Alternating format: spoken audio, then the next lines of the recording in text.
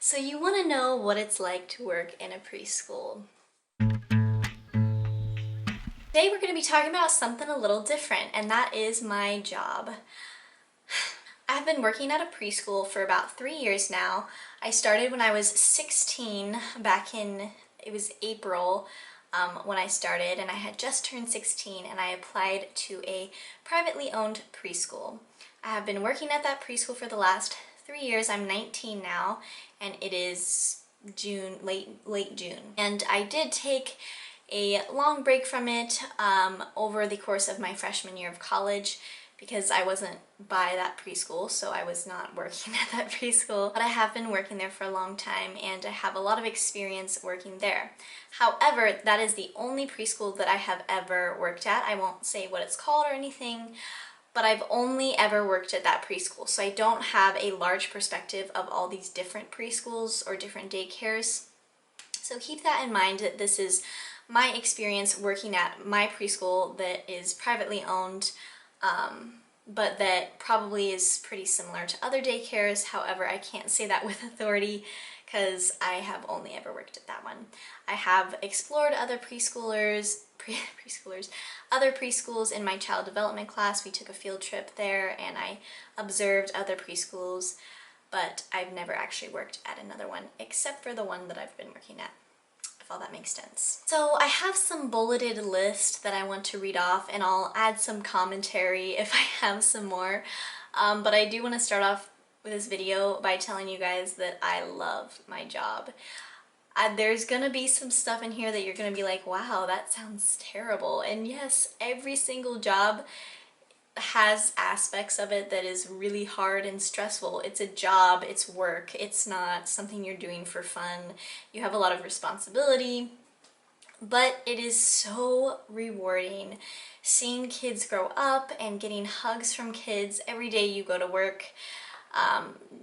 It's so rewarding talking with parents who you can tell really love their children so much and really care, meeting other teachers who love children as much as you do, and it's really rewarding, and it's a really good environment. So I did want to start off this video by saying that, and I do encourage you guys, if you're thinking about working at a preschool, to work at one. This might be one of my longer videos, so you might want to get a cup of tea, but stay tuned till the end because I have a lot of interesting information that is going to be good, and I do have some tips at the end that I think will be really helpful to someone who is just starting out at a preschool. One last disclaimer, I've never been a full-time teacher. I have never been a full-time teacher. I have been a lead teacher many times. I'm a lead teacher right now. And I've been in the same room consistently, but I've never been, working there every single day for, a super long period of time. I have always, floated around or been in the same room, but have done it part-time. So you will sing the same songs and read the same books over and over and over again. And yes, it will get very tiring, and you will have these songs stuck in your head, or you will have the books memorized, but the kids will love it. Try and get some fresh stuff in there though, because sometimes they can get bored of it if it doesn't have something super cool, the song or the book. But yeah, you will sing it again and again and again, and there will be days where you have sang the same song so many times or read the same book so many times that you just want to blow your head off while you're reading it. You're just like, oh my gosh, you want this book again? And your voice will get tired from reading it and singing songs. A normal day is not normal. If you have a day where nothing goes askew, where just everything's in routine and you're totally good, that won't be normal. And maybe it will be a bit more normal for the older rooms or for teachers who are there every single day and have it as a full-time job. But especially if you're a float or someone who is part-time, you will not have normal days very often. There will normally be something that happens that's very out of the ordinary. It's kind of like a little adventure every day. Kids will cry when their parent drops them off. This will happen, there's no avoiding it. You will get new kids all the time, so some kid will always be the crier when their parents drop off. And when you first start working there, you might be so distraught by the kid crying and everything, but it gets old very quickly and you learn how to deal with it and how to calm the child down. It happens to all children. It's totally understandable. They're in an unknown environment. They don't know anybody. They're young, so they can't be explained what's happening. They're very confused. They just want their mom or their dad to hold them. But at the same time, it will disrupt whatever is happening in the classroom. You might have worked very hard to get the kids to sit down and read a book, but as soon as a child gets dropped off and then starts freaking out and crying, the whole room starts freaking out and crying. So it can be very frustrating, but you have to just keep reminding yourself from the child's point of view what this is like. You will get better at handling those situations and calming the kids down. And if you have a very consistent room where you're not getting new kids, say you have an older classroom, this won't happen to you as often. But it does happen, and don't freak out about it. It's totally normal, and the child will see that their parent is coming back eventually, and they'll be okay in time. Parents and management will question you a lot to a T. And some of it is out of your control. A lot of things get lost in preschools. It's a bit hectic sometimes with all the different backpacks and cubbies and things. Try to stay as organized as you can, but if you're not in that room all the time, if you're not the full-time teacher, and you don't know who was in the room when they did splash day or when they changed their clothes because they had an accident, then, you know, it can be hard to talk to management or parents about something that's lost. Or they'll question you about how the child's behavior was that day, what the child ate, what the child's diaper situation is, if they're having issues there, or if they're having behavioral issues, like not necessarily if their child is having behavioral issues, but if another child is. I got questioned the other day about the child saying that there was another child who hit them in class, which happens very often with the age that I work at, and we encourage them to use their words and we do not tolerate them hitting each other. However, they are so young and it's something that is a process that they have to learn, and sometimes, you know, it's out of your control, but you have to try your best to keep the children, you know, separate the children if they're hitting each other or if they're not sharing over a toy. That will happen quite frequently during your day. But this questioning can be intimidating. However, it should ease your mind because this is what they should do. Management and parents should be making sure that their children are very well taken care of. It's a very serious thing to leave your child in a facility like a preschool, and there's a lot of trust that goes on there, so it's a good thing that you're being questioned, even if it's stressful and you don't know certain things. You can put your mind at ease by knowing how much this parent cares for their child, and that is an amazing thing in this world. So just keep that in mind and answer the questions as best you can. Depending on the age group that you work with, you will change a lot of diapers. For my classroom that I'm normally in, I'm with the 2.5-year-olds, 2-year-olds, early preschool. So there will be days where I change. There would be days back in the summer, like last summer, not really this summer as much because I have less kids, but last summer I would change like 14 diapers in a row 4 times a day, if I wasn't with a teacher who like would switch off with me. And it's a struggle. Sometimes it can be good because you're kind of getting away from the mess of the playing time and the corralling the kids into different activities, and it can be nice to just like change diapers and not have to worry about that as much. But you will change a lot of diapers, so if you're squeamish about that, you might want to get in the older rooms. But even if you're in the older rooms, bathrooms is a big deal. There's bathroom times. Everyone has to go to the bathroom.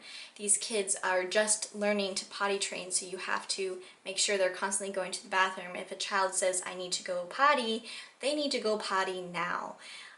And you don't want to deal with them peeing their pants and having to change their clothes. That does happen often, but if you can avoid it, it's kind of a good thing. So that's just something you will have to deal with a lot of when you're working at a preschool. But if you're squeamish or anything, honestly, like, you get so used to it that it's not even a big deal. Like, you'll get over your squeamish things about poo and pee real quick if you work at a preschool. Just like any other workplace, you will meet lots of different kinds of people, lots of different kinds of teachers or managers. You will meet some people who could be rude to you. You will meet some people that will be amazing and who are super sweet to you. So you never know, but it totally depends on the facility you're working at and the room that you're in. Hopefully you won't get any condescending teachers. This is something that happens to me very frequently, even though I've been working there for such a long time. Because I am young, people are very condescending to me. But that's only certain people, and I've met some amazing people at the preschool. And most people who work with kids are very amazing and nice and patient. And the people who are condescending are normally not very good teachers anyway, because they have not learned how to nicely control their kids. They are constantly yelling, which is something you do have to learn to do, is to yell at the kids when they're not listening or when they're trying to take advantage of you. However, you want to learn to control the kids without having to raise your voice. It's a very difficult thing to do, but it's a sign of an amazing teacher. So you'll meet all kinds of people. Unfortunately, some children will yell at you or hit you or disrespect you or not listen to you. You'll get this a lot. You'll say, oh, like, little boy, or I'm not going to use a name because I don't want to say any names, but you need to lay on your bed, and they'll say no. You know, they'll say no to you, and they'll make it a game. They'll run away from you. They won't listen to you. You'll get some kids like that.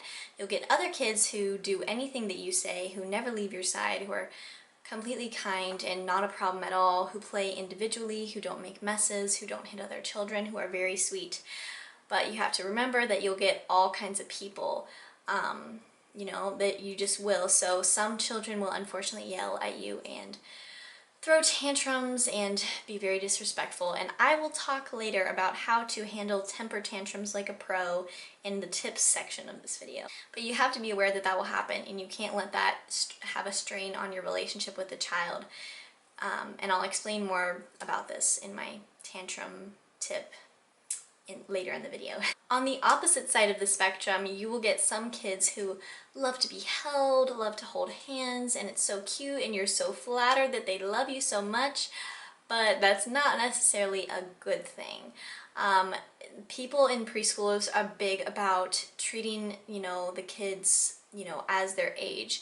You don't treat them like babies. You don't want to hold a kid all the time, because what happens when you put them down is they start crying, they're really attached to you, they won't leave your side. And when you're working at a preschool, you can't just sit around and hug the kids all day and hold them all day. That'd be amazing, but you can't do that. You have so many different tasks that you have to do, and you have to be free to walk around and to, you know, get snacks out and get cots out and do diapers and go over there and talk to this kid if that kid just hit this kid. And you know, you're just doing things constantly, and having a kid, you know, on your hip all the time is not good, and it's not good for the child either. The child needs to learn to be independent and okay not being constantly having attention on them. So be wary about that, and that's kind of more of a tip-ish thing, but yeah. You will get some kids like that, and it is very sweet, but it's also something that you have to kind of hold yourself off on and not create a problem where there doesn't need to be a problem by constantly giving one kid a bunch of attention, because then they'll get really upset when you don't give them that attention. And because you can't focus on one child all the time, it's just not realistic and not fair to the other kids. You will be desperate to go outside, and indoor play is so hard to manage everything. People are getting messes out, and you know, toys are spewing everywhere. And you can control this once you've gotten more experience, and you can make it a better experience, but it's so much easier to just let them go run and play outside. You don't have to worry about telling them not to run. They can go and run and play, and you don't have to worry about them making a mess because you're outside. You don't have a lot of toys. You just have a playground and fresh air. It's so much better for everybody. But there'll be weather days, whether it's too cold or too hot to go outside, and you'll be very sad on those days. The time of like before nap, where they're having lunch, will be one of the busiest and most stressful times, especially if you're working with like toddlers, early preschool or preschool because you'll have to do all their diapers or all their bathrooms if you're in an older room. You'll have to do cots, you'll have to put out the lunch, you'll have to get out their blankets, you'll have to give them more food when they ask for seconds, you'll have to pat some of them to sleep, make sure they stay on their cots, close the blinds. It's just a lot, and if you're by yourself, it's very hard. So that's something to be wary of, and you'll get better at it with time, but that's just a time that is very busy, there you're doing a crap ton of things. And so yeah, and you'll also have to keep the kids entertained in that time, so that is a busy time.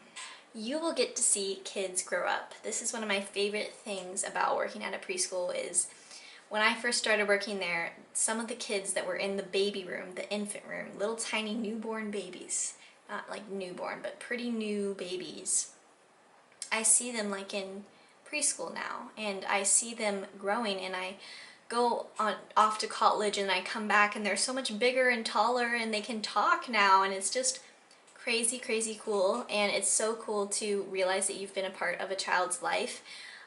Even if they might not remember you when they grow up, it's a really cool thing to see them grow up, and it's one of my favorite things. Likewise, you will miss kids when they grow older. If you're in a certain room every day, which is easier if you're in a certain room every day, you bond with those kids easily. But when those kids move up or move away or you don't see them anymore, you will miss them, and you'll be sad that you have kind of no right to go and visit them or see them, even if you were very close with them. So that will happen, and it can be sad, but you're always creating new connections with other children, so it's okay. You will laugh and panic and tell kids not to put this thing in their mouth every single day. Your back will hurt. Working at a preschool actually involves a lot of labor. You have to lift the kids onto changing tables. If you're a closer like me, you have to stack chairs and bring heavy water jugs and heavy trash bags to the kitchen or bring the trash out. You have to hold kids and bend down a lot. You're constantly looking down with your neck. So I have a very bad back, so it can be sometimes a challenge when I come home. My back is so sore. So if you don't have any back problems, then it's probably a good thing. But if you do have back problems, I would recommend trying to work in the older rooms because you won't have to bend down as much, you won't have to carry the kids as much, and it'll be a lot easier on your back.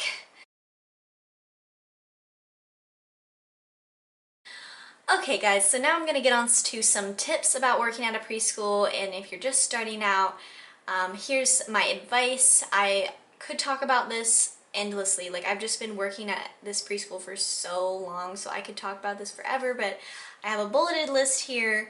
If I have anything else to add, maybe I'll make a part 2 to this video, but yeah. So my first tip is to bring your own books. And this is not something that everyone can do. Not everyone can spend money on children's books and bring them in. And it's not maybe something you would want to do unless you know that you're working there like consistently and you're going to be there for a while. If it's like a small little part-time job for you, maybe don't do this, but even then it's really nice to bring your own books.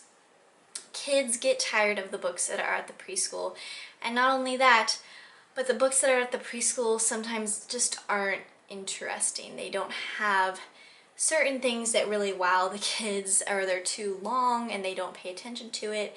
And having some of your own books that you know they will pay attention to is so helpful. I can't even tell you.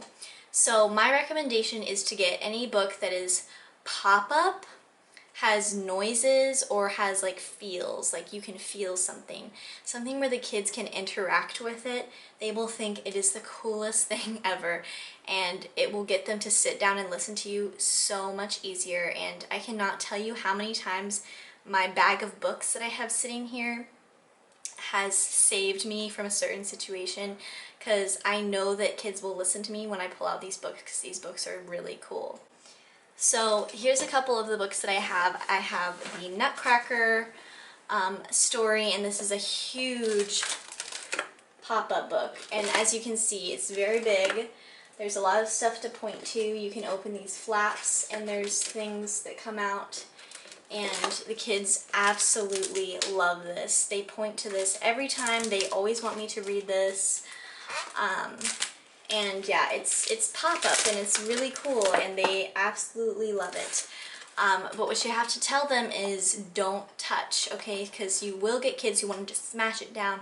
You have to say, I'm going to open this book, but remember, friends, don't touch. And if you say that every time, they'll learn it and they will follow those rules if you say it consistently. But yeah, pop-up books are great. Other pop-up books I have are any book by Maggie Batson and Louise Comfort.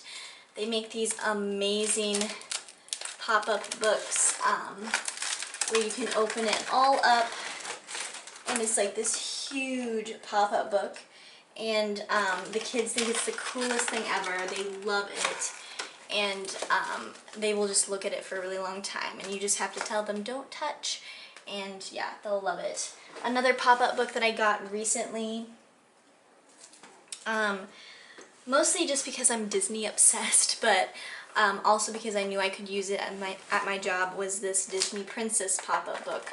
So there's like a bunch of Disney Princess stuff that they absolutely love, and you know, just these kinds of books will really keep them interested and listening to you. It'll be something that's more colorful, something that they can just look at so much easier.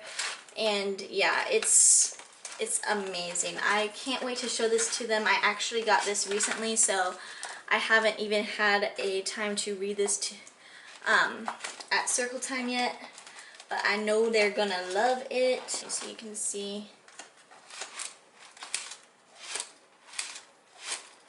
you know, anything like that where they have something to look at, something that they can, that really comes alive for them. You know, you're kind of competing nowadays with books with television and movies, and if they're watching television and movies at home, you know, it's just harder to get them to pay attention to books. So getting your own books will really, really help you in the long run.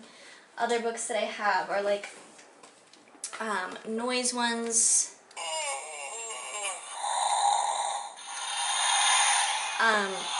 And I let them press these buttons. I go around and I let each one press these buttons. I have like this one where you can see like just anything that has something cool. I have this one where I let them all put stickers on this page. You know, and of course you want to get books that have like a good message. So this is a good one. This is like When I Grow Up I Will Be Me, and it's really cool and it has a good message and it's something that the kids will pay attention to and listen to. And their favorite one is Robot and You Know It. They love this one. And this one is a song. I really recommend, especially for toddlers, I really recommend you to get books that have rhymes in them, something you can sing. Toddlers love singing songs and songs that have rhythm in your voice. Regardless of what you're reading, always have rhythm in your voice when you're reading to them. It will just help them pay attention better. It's good for their brains and their development, so yes. Another tip of mine is to have a large repertoire of songs to sing. The best song to sing for my age of 2-year-olds and in the preschool too is, and there's different names, so there's like toddler, early preschool, pre-K, different ones. So preschool is like an age group of like 3-year-olds if you don't know what that means. So the best song to sing for early preschool and preschool is Bear Hunt. They love Bear Hunt. It's an interactive song.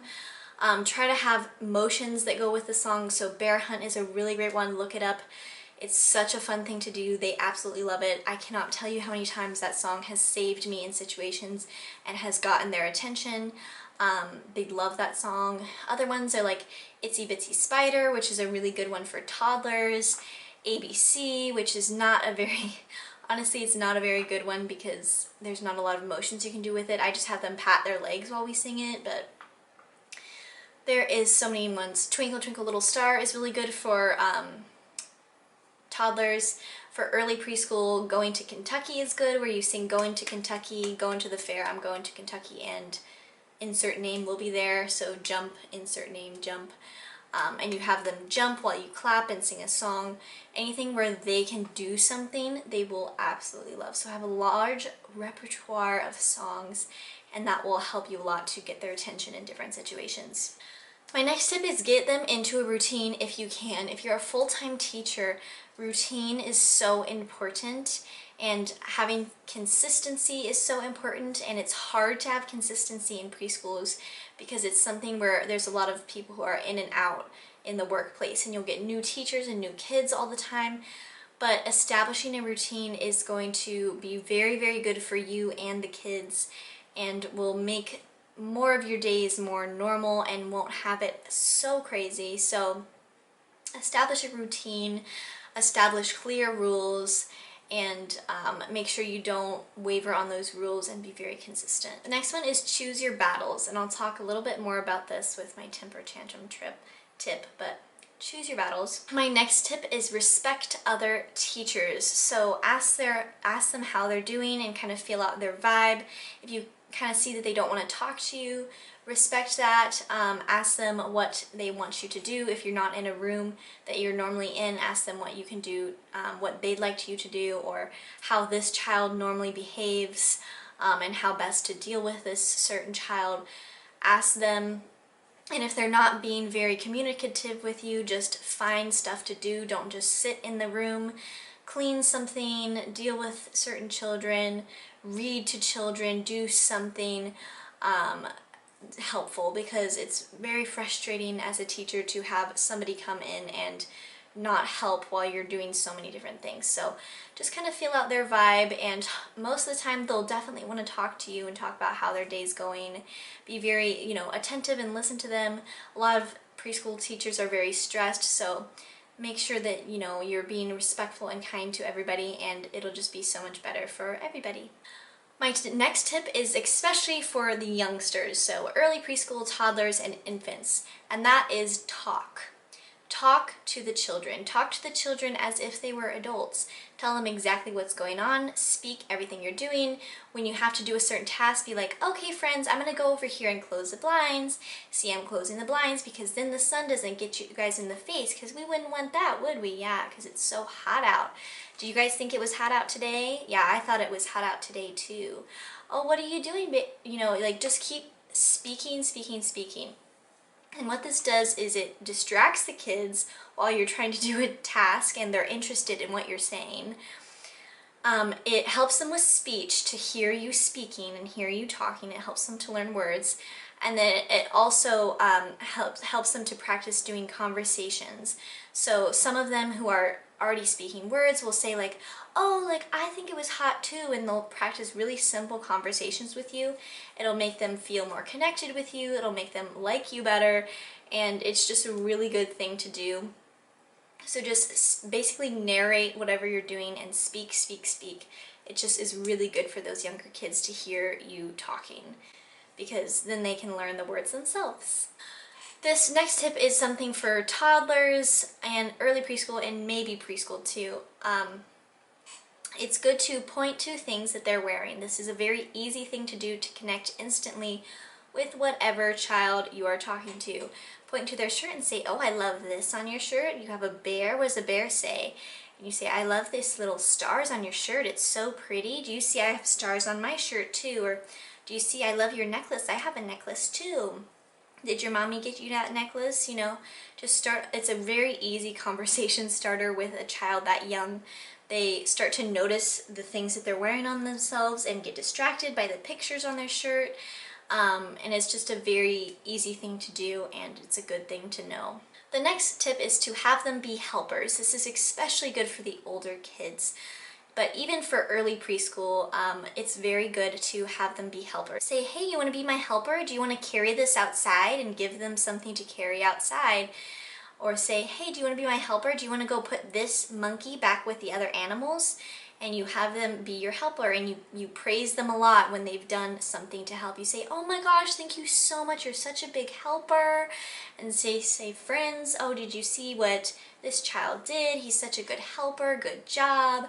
And just praise good behavior, and that will get them listening to you more and wanting to help you, and you will need that help with different things sometimes. So have them be your helpers. They love it.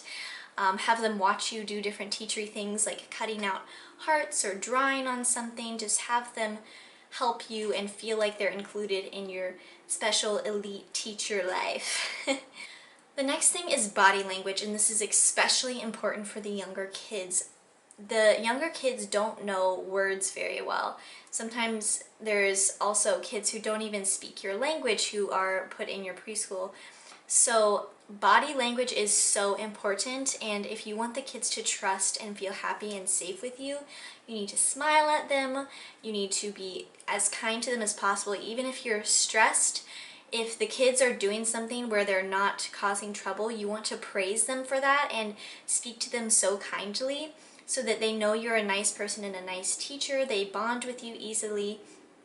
And then when you do have to get angry and you do have to tell them not to do a certain thing, they know that that's not your only personality. So you have to be very open with your body language and kind with your words and using your gestures and your facial expressions.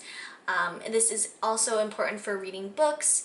They love it when there's some sort of conflict in the book, so you say, oh no, and you have this huge face expression. When you're singing different songs, you can do when you're angry and you know it, or when you're happy and you know it, and just showing them these different emotions and how to express themselves really helps with their development and makes them pay attention to you more, and is you're more lively, and so you distract them easier. My next tip is a huge one, and that is if a kid is crying, pick them up, put them on your hip, and take them to the window. Point to the cars, say, do you see the red car and the black car and the white truck? And a lot of this time, this will calm a child down, especially babies, toddlers, and early preschoolers. If that's not working, go and point to different things in the room. Say, do you see the cubbies up there? And do you see the coat rack? And just point to different things. This will help them associate different things with the word and will distract them from crying. And if all else fails, give them some water. Water distracts the body. It's impossible to cry while you're drinking water. I don't know if that's a scientific fact, but it's always true for me and for the kids that I work with. Sometimes they might not drink the water, they might not respond to the window, but those are things that work often in my experience.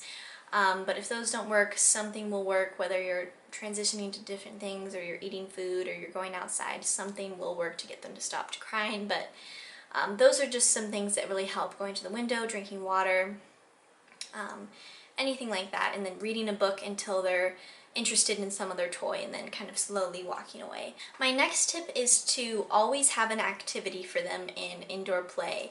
So if you just let them loose in the room, they will get out toys, they will go crazy with things. So sit them down on the carpet, say, I'm getting out cars, Play-Doh, and magnets. Now I don't want you to get out any other toys except for these 3 toys. And they still might get out other toys, but some of the kids will listen to that, and that will make it easier for you during cleanup time and everything like that. Or if they're too crazy during indoor play, have them sit down and color. For young children, even in early preschool, you think they wouldn't like coloring because they can't really do it quite yet, but they do enjoy it. So cut out pieces of paper in half, give them 1 crayon, make sure they don't eat the crayon, and have them color. This will just settle them down and settle yourself down while they're having an activity. But they will get bored with activities quickly, so you have to constantly bring out new activities for them to do so they'll stay entertained. If you're too tired to do that, you can let them loose in the room, but just know that it's going to be a lot of cleanup and it's going to be a little stressful. That you can't avoid that sometimes, especially if you can't go outside that day. You have to let them play with what they want to play with sometimes, but something that helps is when they're getting too crazy to clean up and have them do an activity. and to keep introducing new activities. If you see them not playing with a certain toy that you got out, put away that toy and get a different toy out, and then it'll have them more distracted and have them not going for things like the blinds or the tables or something else to play with that they're not supposed to play with. So my last tip is how to handle temper tantrums. So this is a good thing to know with all ages. What you want to do is make sure you are giving the energy that you want them to receive. So make sure that it doesn't turn into a power battle. A lot of teachers will do this. They will say, nope, I'm forcing you to do this, or nope, I'm going to hold you down and force you and show you my power. And it'll just be a power struggle of who wins almost. You want to avoid that. You want to first acknowledge what the child is upset about. So say they're screaming because another kid took their toy. You go up to them and you hold their arms gently. Don't force their arms down. They might shove you away, and just say, okay, okay. And you say, are you sad because they took that toy? And you say what you think they're upset about and say, okay, I understand. And you say, well, you give them choices. You say, well, you can either play with this toy or you can find something else. Do you want to share with them, or do you want to play with something else? Which one do you want to do? And sometimes this choice thing works, especially for older kids. For younger kids, they don't really understand what you're saying sometimes, so you just kind of have to calm them down, show them kindness. If they're not listening to you, you can try raising your voice a little bit, seeing if that gets them to calm down, or if they're being disrespectful. But the best thing to do is to speak to them in a serious voice if they're doing something wrong that is not yelling. So you want to hold them down and say, we do not do that. We do not do that to my friends. We do not do that. We are all done. Do you need to go sit in the corner with me? Okay, are you all done? You say it in a very serious voice that gets their attention. You look them straight in the eye. Do not break eye contact. And a lot of times that's much more effective than yelling. And it's just better on you as a teacher to not be yelling all the time. And if the tantrum persists, ignore it. A lot of times if you just ignore it, you're doing other tasks, you're talking to other kids. A lot of times children will have Children will have temper tantrums because they want attention. So just don't give them attention. This works especially well if you're alone in the room. If there's another teacher, sometimes the other teacher will try and jump in, which can be effective, but also if you're trying to ignore the tantrum, it can be not effective, but it depends on the situation. But if you can ignore it, do so and show them that that's not how they'll get what they want. And then once they calm down, then praise them for calming down. Say, oh, here, now you can have this toy back because you're all calmed down. Have that really positive body language once they are in a state that you want them to be in and they're not yelling or screaming anymore. And if all of that fails, don't be afraid to call management, talk to the parent. It doesn't look bad on you as a teacher to ask for help. It actually looks good on you because you are communicating with others about this child's behavior, and you're kind of looking at it from a neutral perspective and say, this has been his behavior or her behavior, so maybe try this at home, or management, maybe can you come in and help him with this or help her with this, and just looking at it in a neutral way of helping the child's behavior. More than likely, if a child has a lot of temper tantrum, they will also be affectionate on other ends, and they've learned how to manipulate their parents, and it shows through when they come into the classroom. So you have to make these problems, you have to make this behavior known to their parents or to management, and then you can figure out the situation together. But yeah, so those are my tips on handling temper tantrums. Don't forget to subscribe below and leave me a comment if you want more videos of me talking about my time working at the preschool. If you want me to tell you specific stories that I've had about specific situations, or any questions that you have, please let me know. Alright guys, so those are all the things I'm going to be talking about today with what it's like to work at a preschool. I hope you guys found this helpful or interesting. And yeah, I will talk to you guys next time. Bye.